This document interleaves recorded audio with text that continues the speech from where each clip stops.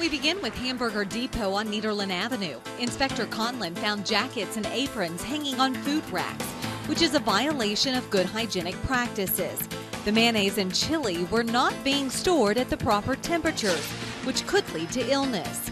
There were broken tiles that needed to be repaired, and the floors needed to be cleaned and degreased. Hamburger Depot on Nederland Avenue gets a 74.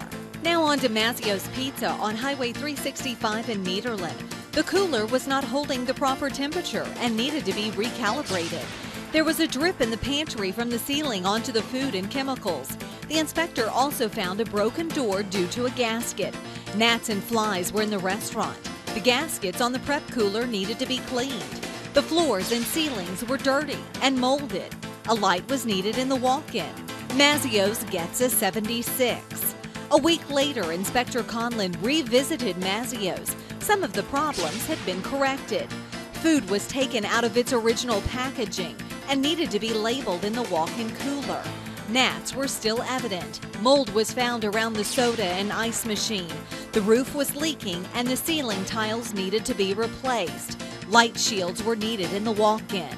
The food contact surfaces and equipment also needed to be cleaned and sanitized.